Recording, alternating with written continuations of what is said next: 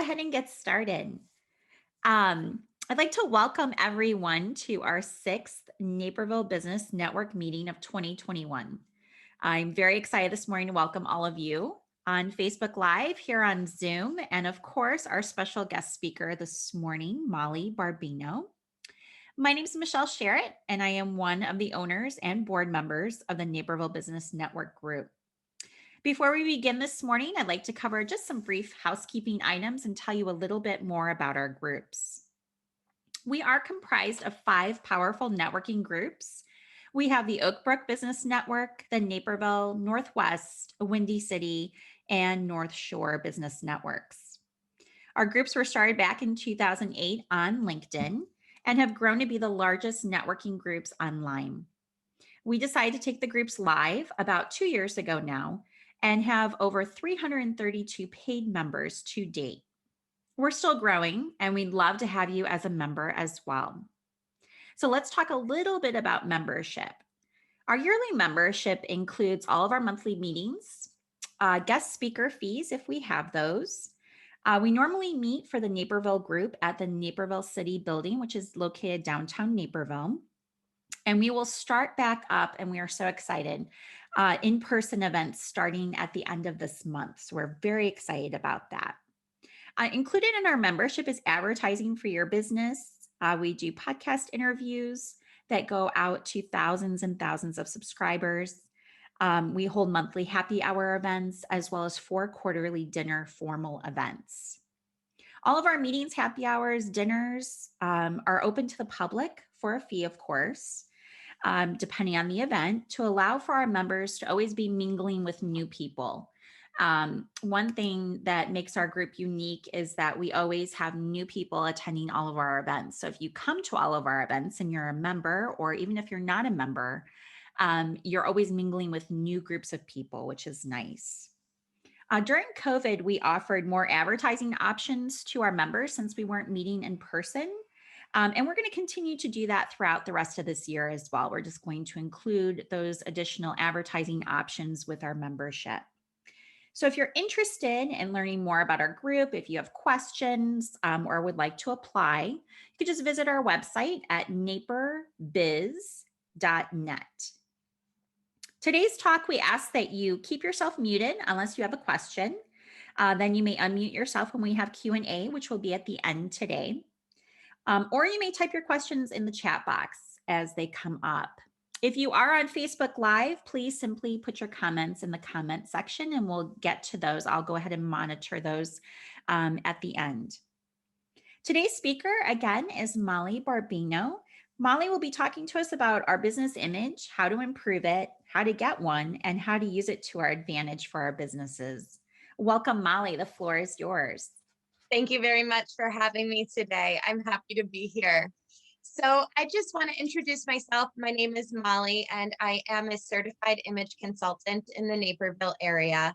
And ever since I can remember, I've always been very interested in working with people to present their best selves to everybody they come in contact with. So without further ado, I would love to jump into why our image is important, what we kind of can do with it, and how we can always improve it just to make sure that we are presenting that image of success. So the first myth that I want to start with is that looks don't matter. We tell this to our children, we tell this to ourselves. We really work through this opportunity where if we have the technical skills, we don't necessarily always have to focus on what we look like, how we present ourselves, because our work will speak for itself. And unfortunately, this is not the reality that we face. We've been lying to ourselves, to our kids, because when we look at the reality, 93% of executives base promotion opportunities on your appearance and your presentation. We already have an idea of what people are like within 27 seconds of meeting them. Now, it's not always the reality that we see, but their reality is more important when we are looking to manipulate their understanding of us to get paid, get promoted, get hired, and really present that trustworthy business image.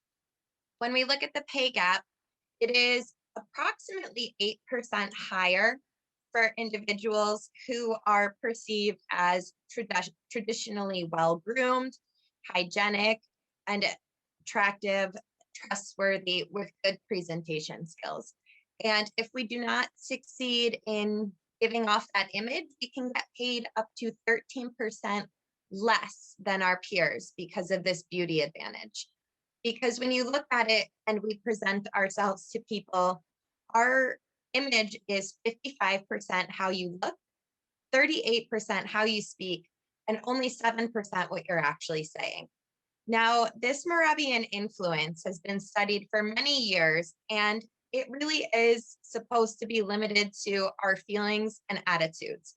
So, how something makes us feel, if we like something, if we dislike something, it's going to influence whether or not we perceive somebody in a positive, negative light. Now, they want you to believe that this is just a random occurrence that is limited to these feelings because humans like to think of themselves as inherently rational beings. And that is not the case either. Our feelings matter. When we make decisions, we make them emotionally. The first thing that happens when a thought comes into our head is we respond to it with our emotions, and then we can justify it rationally. So when we meet somebody, it doesn't matter how rational we think that we're behaving when we address how they speak to us, their posture, their clothing. It really does come down to how this person makes you feel. And in a really good example of this is what they call the halo effect. So a really good, slightly extreme example is that in the 1970s, there was an attractive young man who was incredibly charming and wore a sling and ended up being a serial killer. You'd know him by Ted Bundy. So when women reported him to the police, they immediately responded, he was attractive, he was good looking, we trusted him. And that is the halo effect. It is not always necessarily what we genuinely see in a person, it is how we perceive that person. So when you think of people in your own organization, when you think of your clients, when you think of different individuals that you interact with, there are people that you automatically perceive as harder working, more trustworthy, more courageous, and more socially interactive. We tend to put these people on a higher pedestal than those who we look at who are walking with their shoulders slumped, their head down, their clothing being particularly disheveled. And automatically, we associate those people with different traits. Sometimes we think that they're more lazy. Sometimes we think that they just don't care. And these people can have the exact same technical skills or better technical skills than the individuals that we've already perceived as more successful, more courageous, more confident. And they are still not going to get the same recognition that we get in a normal interactive setting. We also tend to stereotype individuals based on what they're wearing, how they look, and how they speak. So, for example, if you're wearing specific symbolism on your clothes, whether it's a sports team, a brand, or any sort of design, you've already made the association between you and some sort of team, some sort of group, some sort of individual lifestyle choice that you make. This happens in socialization too, where we look at people, if they make eye contact, we automatically think that they are more engaged in the conversation. When we have something that we can relate to them and they're good at small talk, we automatically have determined that their motives are positive because we connect with them, we trust them, and we want to continue having a conversation with them. Again, this goes back to the halo effect because these people aren't always necessarily the most trustworthy. They don't necessarily have the best motives, but we still have to kind of recognize the fact that we do have these biases. And being aware of the biases is great, but in a split second, when you meet somebody, you already have made a decision, and you have to really concentrate on the decisions that you're causing other people to make based on their feelings about you.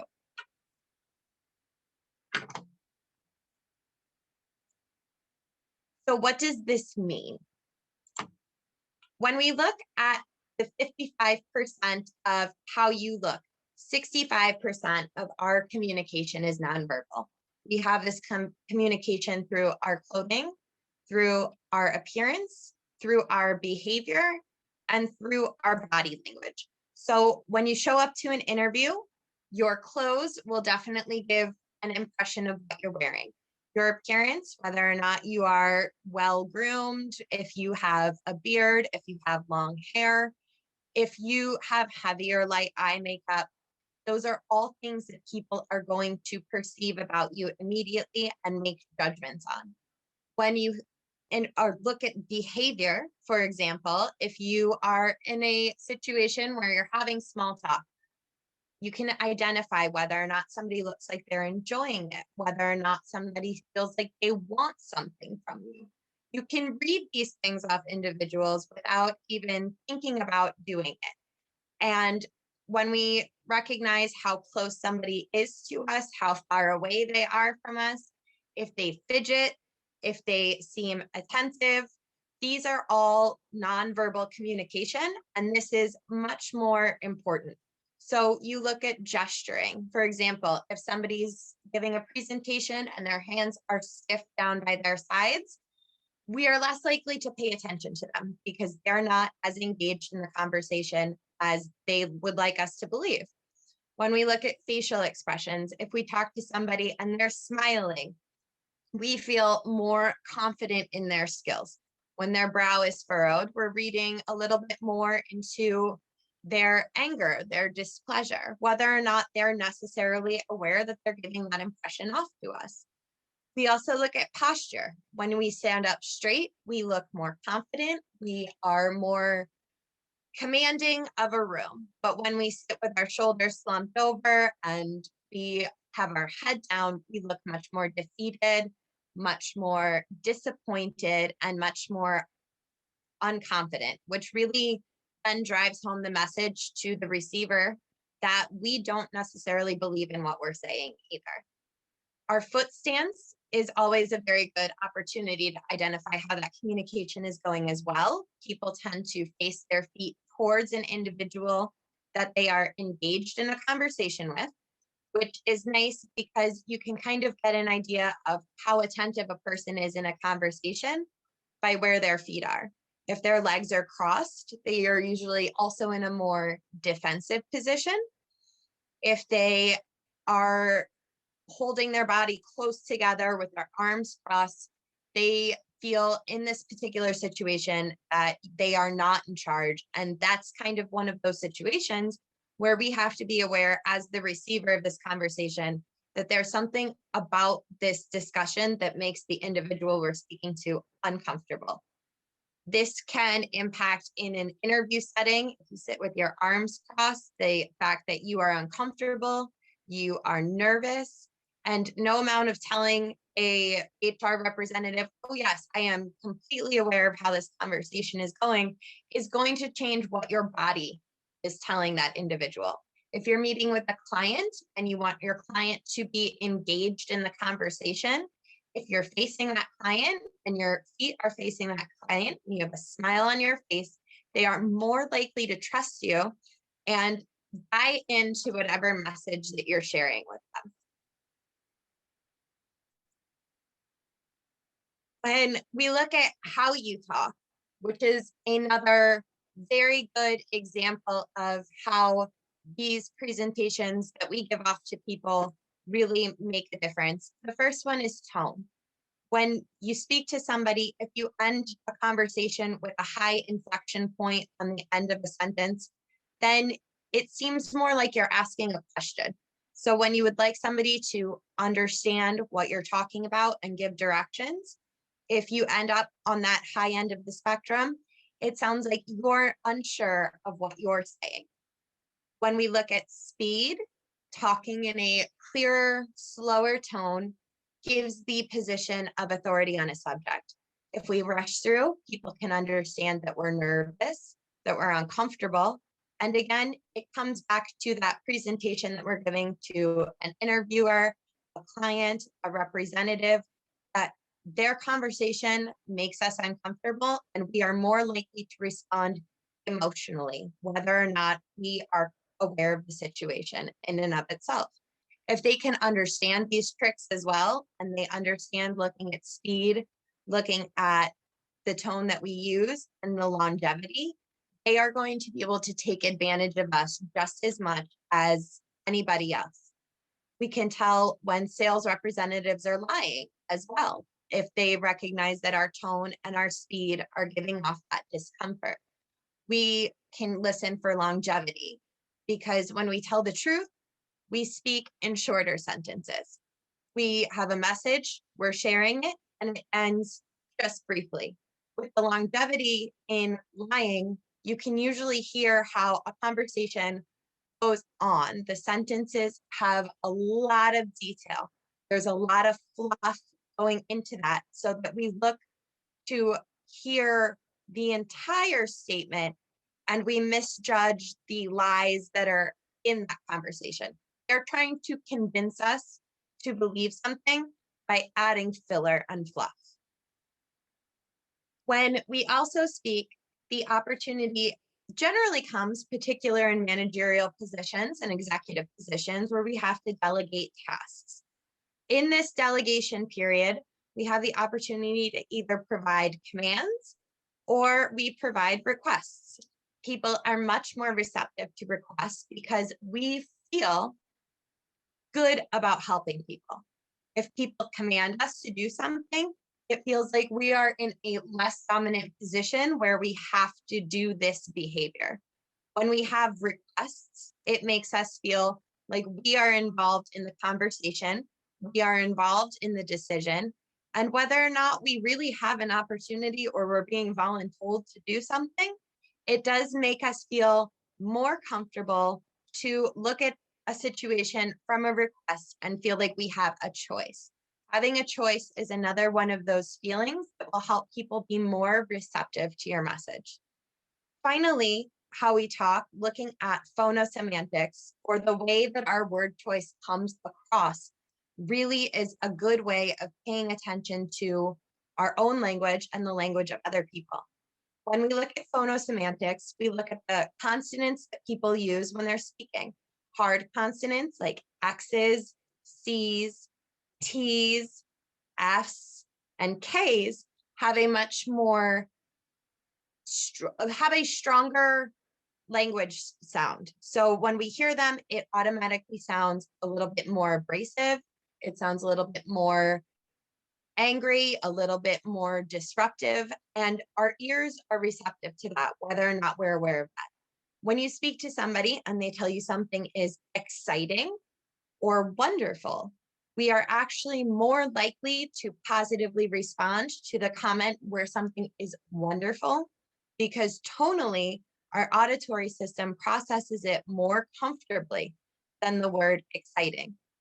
Exciting is kind of like one of those sounds that is harsh on our ears, where wonderful flows smoothly and we have the opportunity to really process it and feel engaged and calm with the conversation. When we look at the 7% of what you actually say, we hear what we want. That's the real summary of how things kind of go in a conversation.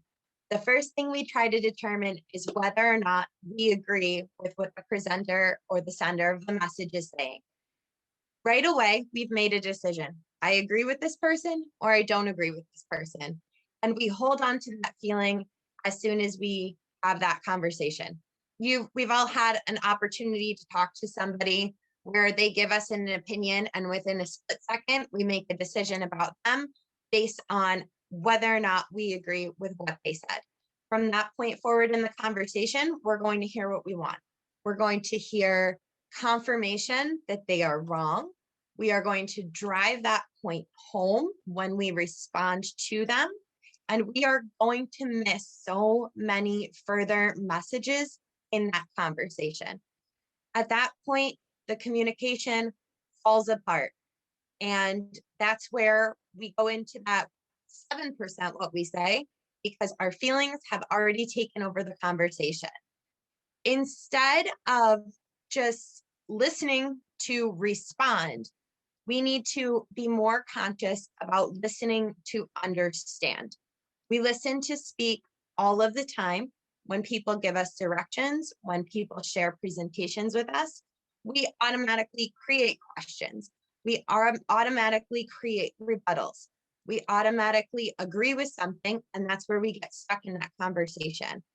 When we look more at listening to understand, it does give us that opportunity to really expand on our listening skills and work on paying attention to what other people say, and in turn, being more careful about how we speak so that we can encourage people to stick with our conversation, whether or not they initially agree with us.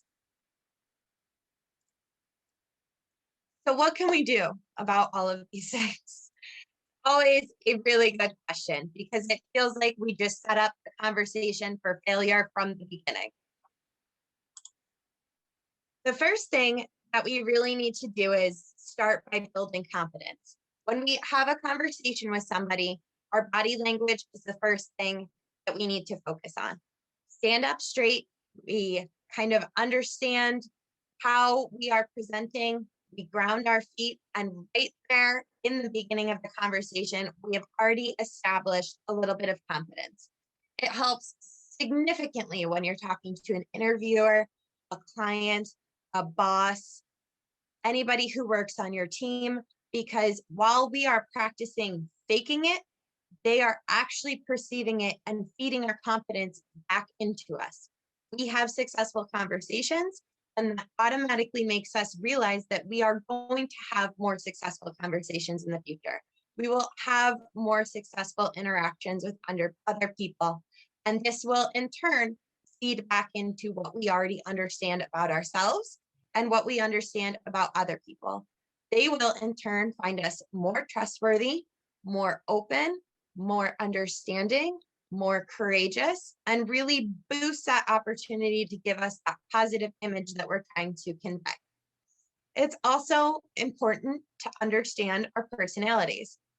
Some of us are naturally extroverted, introverted, quiet, loud, very engaged, very reserved. And ensuring that we stick with the confidence that we have to be aware that our personality will not always support other individuals' thoughts about how we should behave in a situation.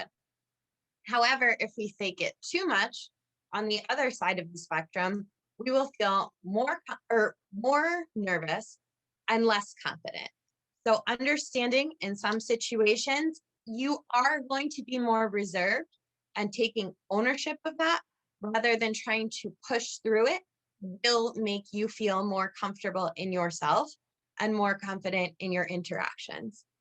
Now, my favorite one is always to smile, because smiling, whether or not you're doing it like just because you do enjoy to smile and something does make you feel good, or if you're just faking that smile, you've already automatically trained your brain to release endorphins that are going to make you feel better about a conversation. You're going to feel more confident. You're going to feel more calm, and you're going to feel more engaged. This will in turn feed back into the other individual, and they will see that smile. They will understand that you do feel good, whether or not you necessarily started feeling good. And this will continue bringing that conversation into a more positive light. When we build our confidence, we also need to consider the self-talk that we use with ourselves when we get ready every day, when we go into a presentation, when we go into a client meeting. and we need to be aware of how we talk to ourselves. Some people are very good at positive self talk, but most of us put additional pressure on ourselves that does actually erode our confidence. At this point, we are now our own worst enemy because we have added to this compounding feeling that we aren't enough. And then we reassure that we are not enough, which continues this vicious cycle that we need to break in order to make sure that we are presenting that image that we'd like to present. We don't want to present as somebody who's not confident, who's defeated, and who's uncomfortable. We want to present as somebody who makes us and others feel good, look good, and feel comfortable. Final opportunity to really build that confidence is to reduce our perfectionism. When we act like perfectionists, which many of us do from time to time, we are adding that additional pressure on ourselves, which impacts our emotional health, our mental health, and our physical health. We go back to those negative self talk behaviors because we did not accomplish things the way that we were meant to. Physically, it wears us down and our body language suffers, our communication skills suffer. We are more short, we are more impatient, and whether or not we're always consciously aware of it, we take it out on other people because we held ourselves to a standard that may or may not have been unreasonable for that situation.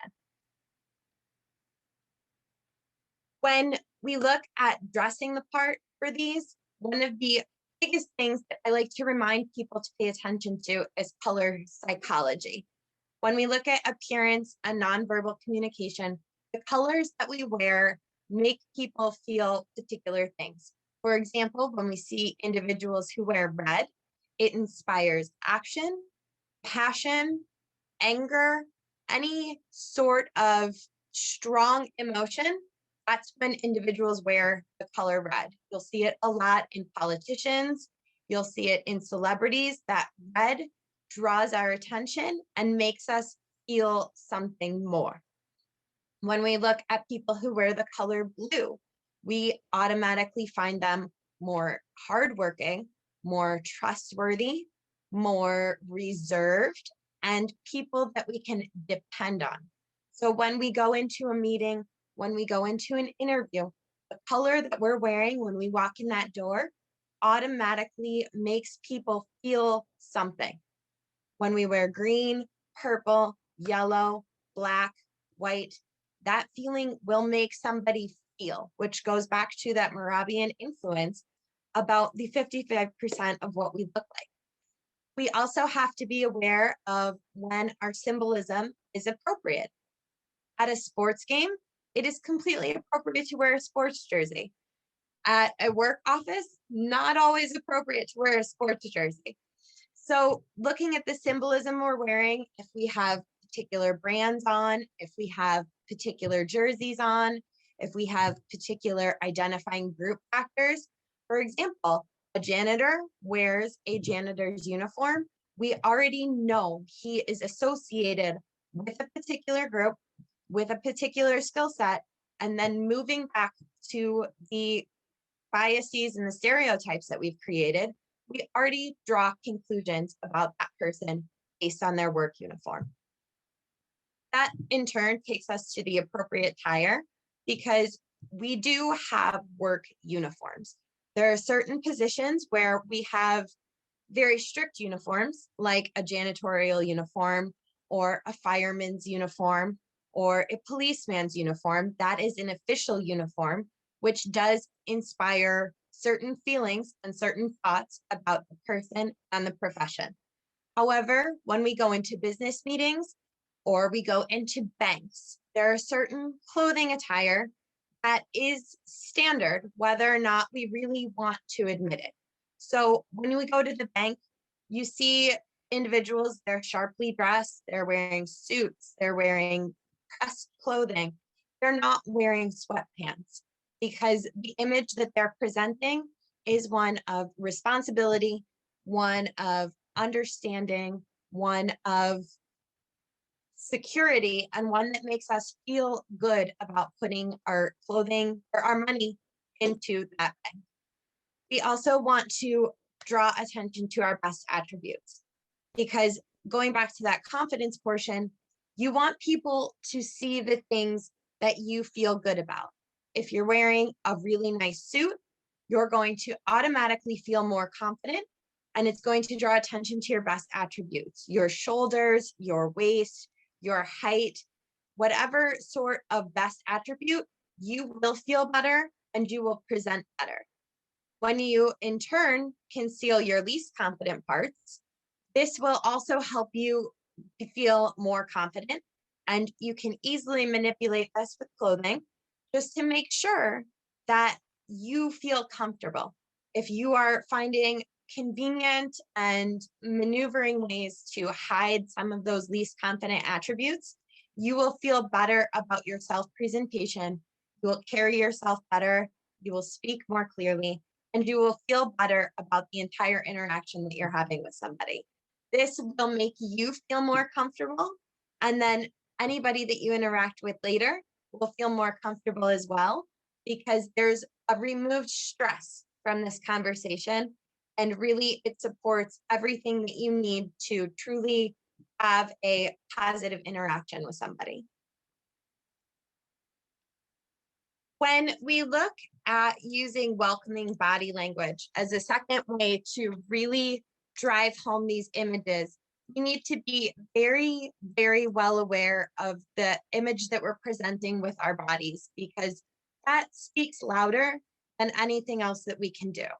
We look at gesturing. Like I said, if you're presenting, you don't want to keep your arms stiffly by your side.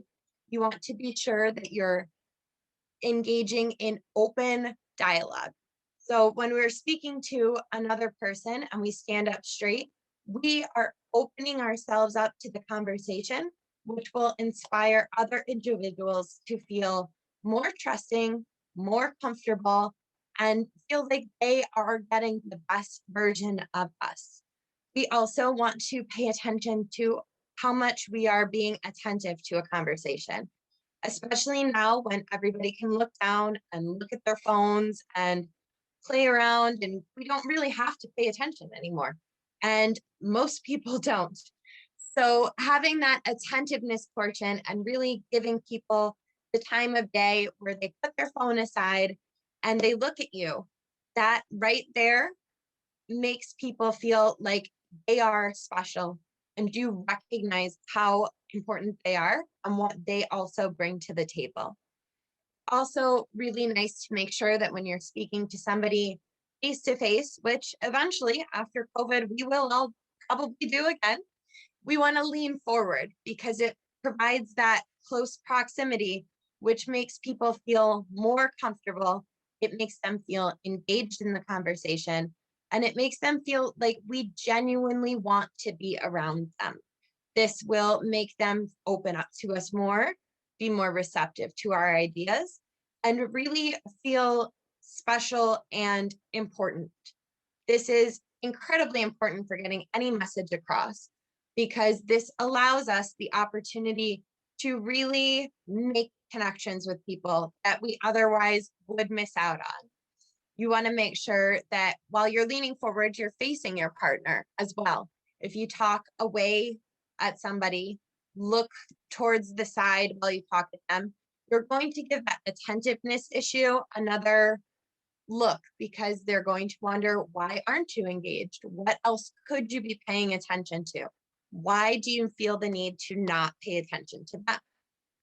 We also like to make eye contact, which can get a little bit weird if it's overdone. But when we make eye contact, we can make a connection with somebody and they understand that we're paying attention, we're listening, we are empathetic, we are sympathetic, we are paying attention to every action that comes out of their mouth.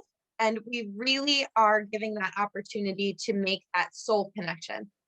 When we make eye contact, even when we don't speak, we have an opportunity to really look deeper into the individual and they us. There are many art projects and presentations where this eye contact moves people emotionally with no words spoken at all.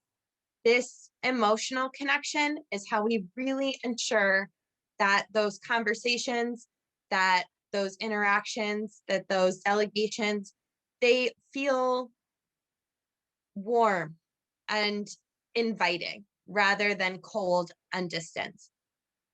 We also have the chance to look at how we mirror other people's body language. When somebody talks to us and they lean backward, they lean forward, they open their arms up, by very carefully and understatingly mirroring that language. So turning our head when they turn their head, moving our feet when they move their feet, and being aware to the open and the closed body language. This also is a psychological trick that encourages people without really noticing it to begin trusting us more, to feel more confident with us, and to really assure them that the person that they're engaging with is somebody to continue engaging with. This makes us feel safe, secure, and understood, whether or not we are aware that it's happening with our rational brains. These are all feelings which lead into the reduction of obstacles. Anybody who's ever had an interview with a desk between them and the interview, or the HR training individual, anybody like that, that desk is a barrier that our brains perceive. So we sit in this situation, we see this desk, there's already something between us and the other individual.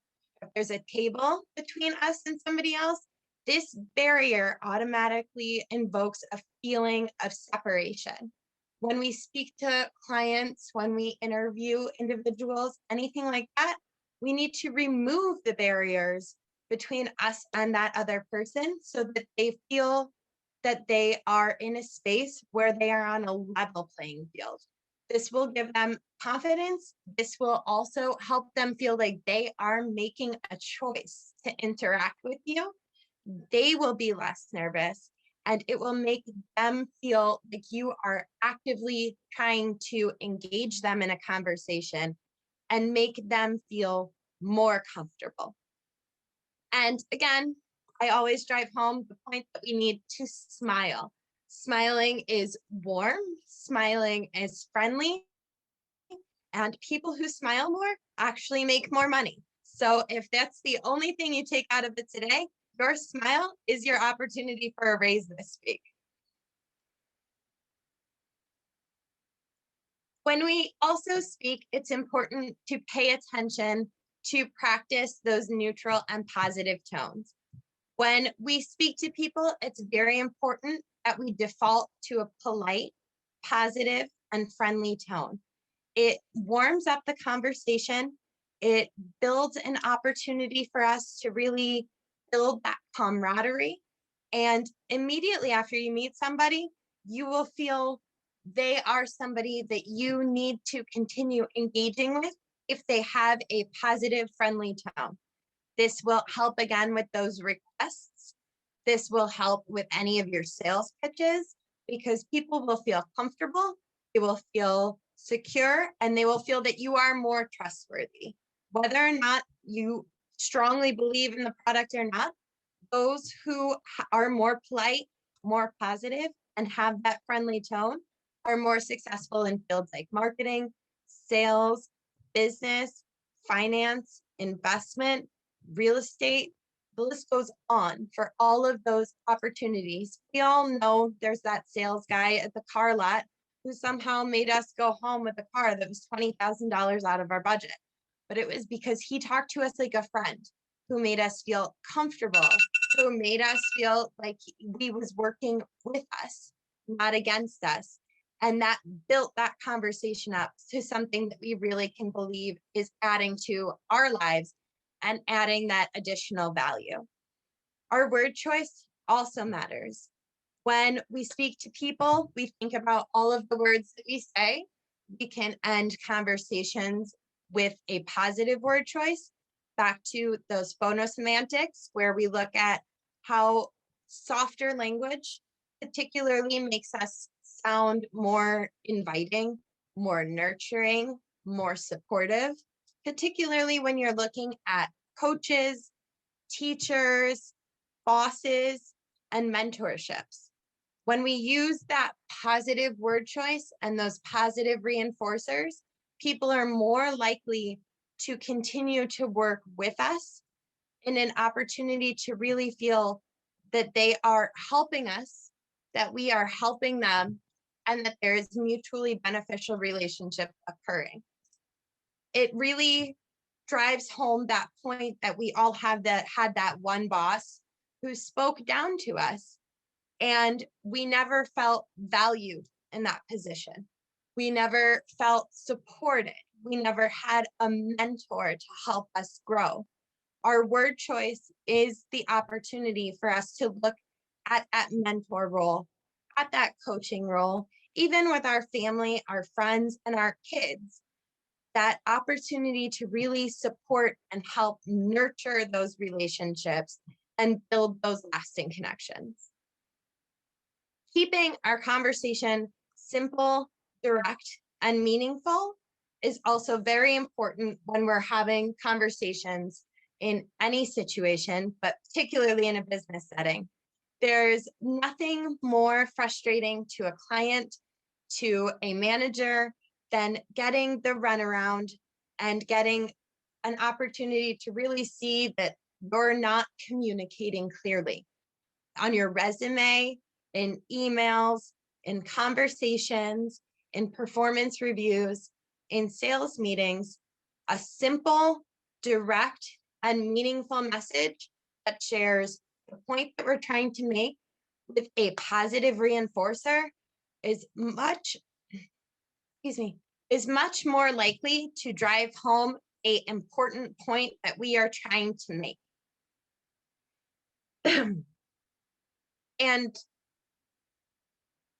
when we look at those conversations, when we cannot default to a polite and positive, friendly tone, particularly when we are trying to have those simple, direct, and meaningful conversations, another opportunity for us to really drive our points home in a comfortable way is to keep our vocal intonation downward. When we end a conversation, when we end a sentence, when we're making a command, we want to ensure that our conversation sounds done, that there's no room for any sort of interpretation that can be left later, nothing that can be held against us, or anything that somebody feels left unsaid. That downward intonation, kind of like newscasters, radio personalities, movie stars, and TV stars. They are able to have a conversation with individuals through years of vocal training where they know to end that conversation on a downward intonation and really drive home that point that this is it, this is what you're getting, and you can either take it or leave it. And that helps set us up for negotiations, for sales meetings, and for any sort of interview that we might have to make. Now, if you are ever interested in learning more, you are happy to email me at any time. I would love to hear from you. My email address is molly@mollybarbino.com, and my website is vulpineimage.com.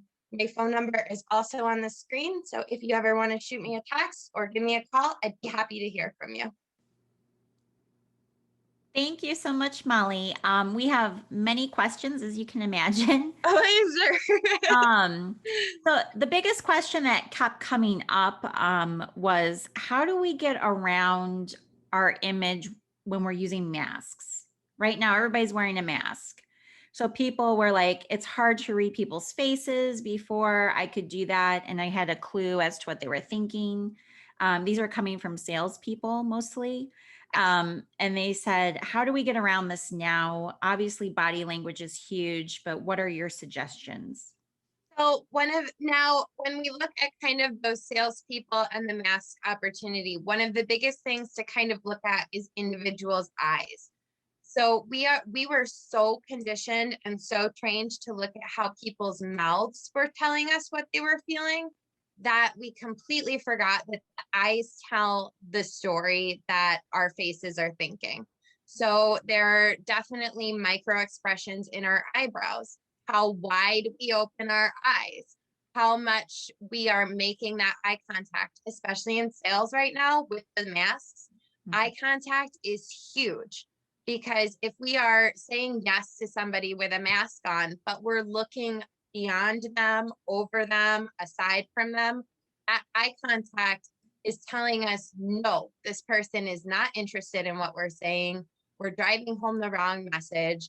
And we really need to make sure that we adjust that message, kind of adjust how we're speaking to them, and try again to use those eyes, those foot stances, and our shoulders as more of a gauge than we used to. Because the smile, it's very easy, but right now we don't really have it to rely on. Okay.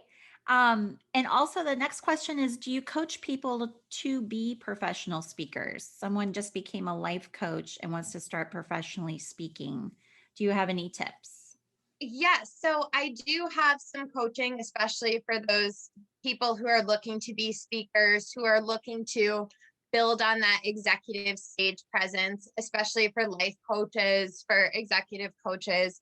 And I do like to work with that body language. I do like to address the confidence, and because especially with public speaking, one of the most difficult challenges that people face is that they believe that they're afraid of public speaking and they get stage fright and they think that they're the only one who's afraid of it. But public speaking is one of the biggest fears across the world right now, as it always has been. And so I like to work with people who are looking to go into that coaching, who are looking to go into that speaking, to learn how to talk through the fear anyway, and learn how to present that executive image. We stand up straight, we maneuver our gestures, we make particular eye contact, we smile, and we need to work on where we pause, how we intonate. It's really focusing more on paying attention to who you are and staying true to yourself in a very big audience. So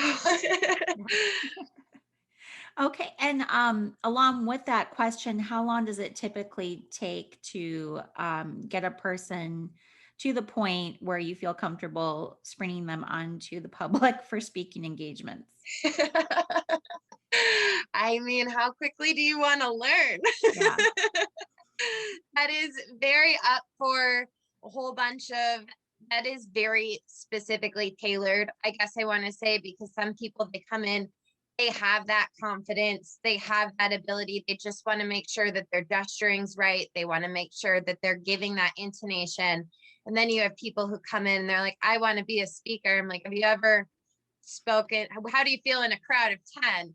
So we Yeah. if you can do a crowd of 10, we're already off to a good start. So it all depends kind of on where we start, but it's nice to build those specifically tailored plans to look at what your goals are and what goals you have in the future. If we did executive coaching, for example, there's always that opportunity where maybe now you want to give a speech to 25 people in an auditorium, and 10 years from now you want to be giving a TED talk. That really is more of, let's stage this so that we can match any step of the way, so we only have to do it once and you have that strength at the end. Okay. And how do you suggest as a listener? You talked a lot about the person speaking, but as a listener, we respond to someone, or how do we respond to someone who we do not agree with? People have said that these people show emotions on their face. How do I get around this? um well, um you can't always, that's definitely for sure. I think if there's one thing that the last couple of years have taught us, that the COVID pandemic has taught us, so for some of us, we really just need to keep the face mask down 24/7, or we're going to give away every thought we ever had. So knowing that we are responding by feeling, and trying to take that approach from a system one approach where we automatically respond from feeling and approaching it more as a system two approach where something comes in, we immediately disagree with it. We will still make a micro expression, which are those instantaneous facial changes that you see for a quarter of a second, a tenth of a second, that will still come up. But most people do not recognize it. It's being able to take that and go, I don't agree with this. Mhm. I want to hear what this other person has to say first before I make a decision. So when we speak to somebody and they have a particular feeling about anything that's going on in the world right now, we will have that micro expression. There is very little that we can do to change that because that is our amygdala, that is our feeling brain, that is the adrenaline going through our body when we feel that our ideas and our thoughts are threatened by something else. But immediately taking into consideration, I will respond, but I need to make sure that I respond from a place of understanding and trying to learn more, that our faces will automatically take a more natural, calm, educated approach, I guess is the word that I want to say, where we are listening to learn. We are listening to understand. When we talk to salespeople, when we talk to interviewees, interviewers, anybody, we need to listen to learn, and that will automatically relax our face, relax our posture, relax that fight or flight response, and make us feel more comfortable to continue engaging without responding inappropriately. Okay. That's great. I don't really have any other questions. Um, yeah. So I want to thank you again, Molly, for your talk today. It was very helpful. Definitely talking about our professional image is huge, especially as business owners. So I thank you for that. I want to thank everyone who attended on Zoom and also on Facebook Live as well. This was being recorded, and the recording will be made available on our website later on tomorrow. Um, if you'd like to learn more about our groups, membership, any advertising opportunities, or future speaking events, please do visit our website at naperbiz.net.